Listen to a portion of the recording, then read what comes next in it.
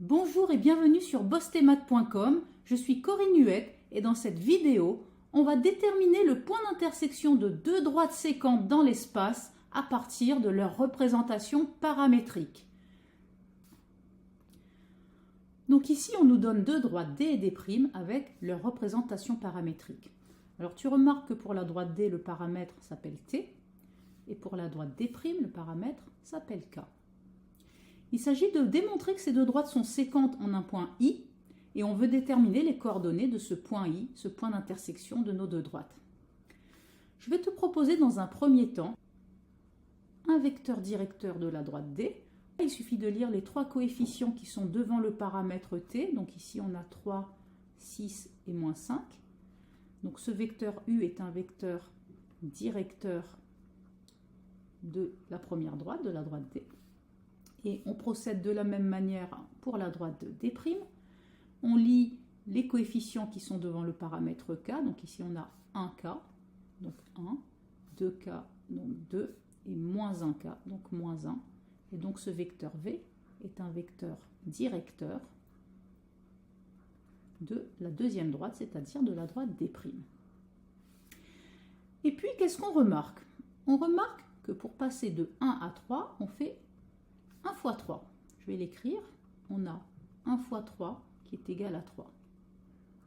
Mais on constate que 2 fois 3 c'est égal à 6. Mais pour la troisième coordonnée, moins 1 fois 3, c'est égal à moins 3.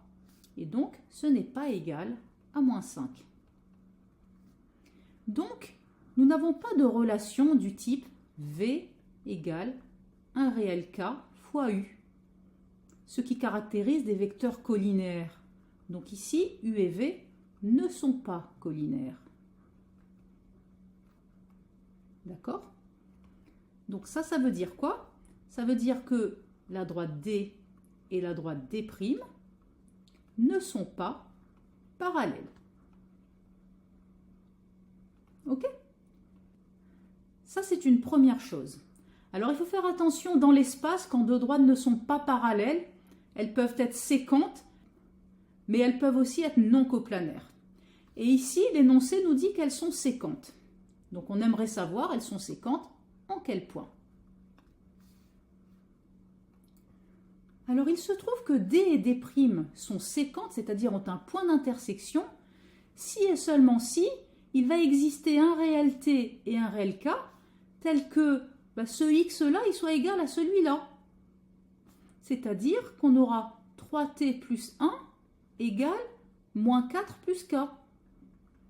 Et ils font pareil pour les Y. Ce Y-là, il est égal à celui-là. C'est-à-dire qu'on va avoir 6T moins 1 est égal à moins 11 plus 2K. Et pour les Z, ce sera pareil. On va avoir moins 5T plus 2 qui sera égal à moins 1 moins K. Alors pourquoi une telle chose?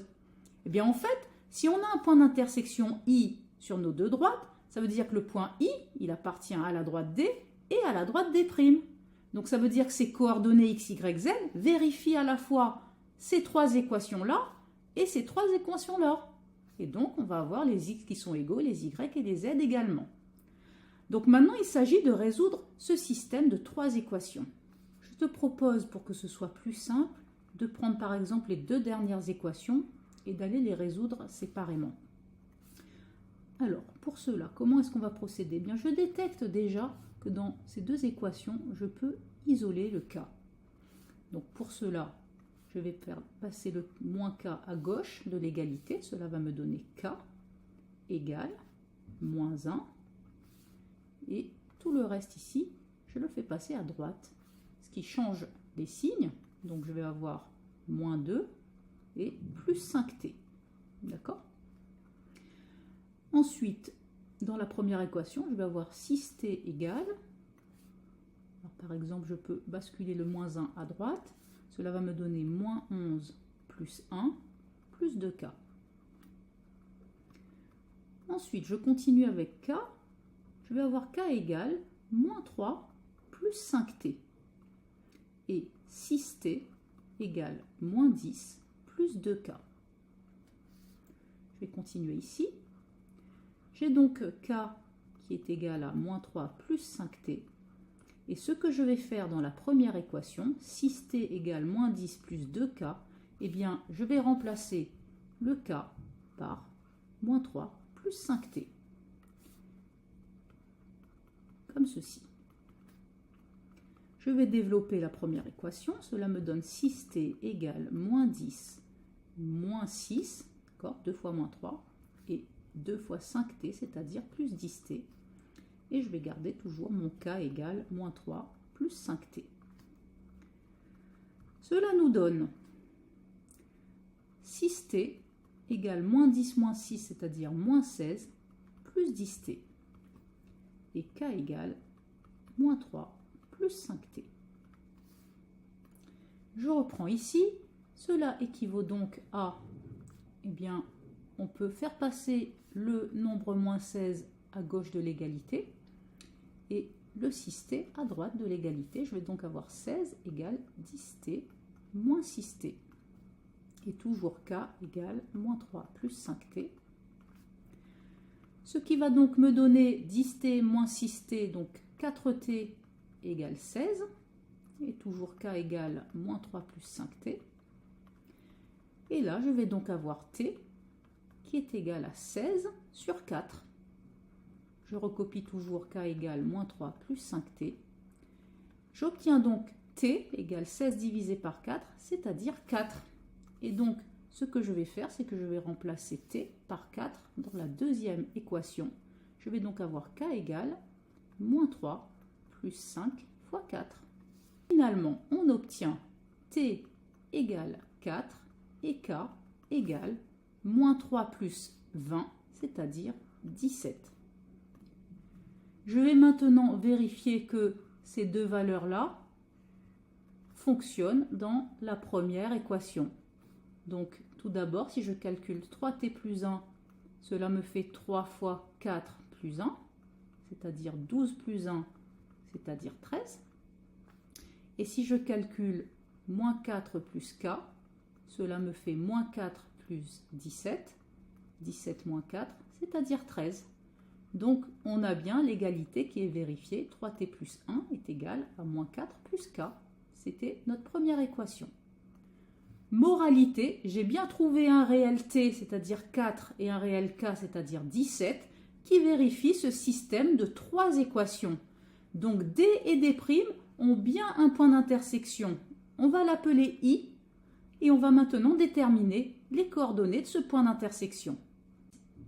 Je t'ai remis ici les représentations paramétriques des droites D et D', et on avait trouvé juste avant, comme paramètre pour le point d'intersection des deux droites, t égale 4 et k égale 17. Alors comment je vais obtenir les coordonnées de notre point d'intersection I? Eh bien les coordonnées du point I vérifient le système pour la droite D ou le système pour la droite D'. Donc tu choisis soit le système de la droite D, soit le système de la droite D'. Je vais prendre le premier système. Et pour avoir x du point I, tout simplement, je vais remplacer t par le nombre 4 que j'ai obtenu précédemment. Donc je vais avoir 3 fois 4 plus 1, c'est-à-dire 12 plus 1, c'est-à-dire 13. Le y du point I, je vais obtenir 6 fois t, c'est-à-dire 6 fois 4, moins 1. Cela me donne 24 moins 1, c'est-à-dire 23. Et pour z du point I, je vais faire moins 5 fois t, c'est-à-dire moins 5 fois 4, plus 2.